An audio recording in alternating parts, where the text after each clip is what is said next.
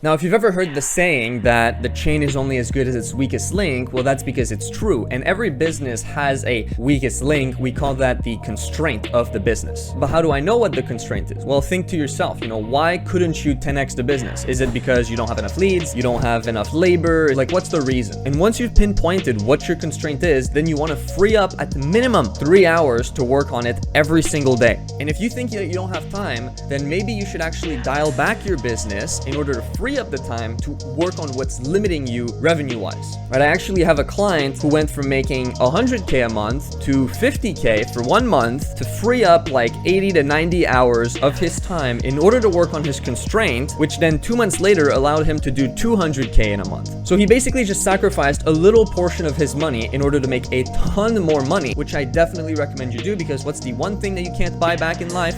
It's time. So you might as well sacrifice money in order to gain time.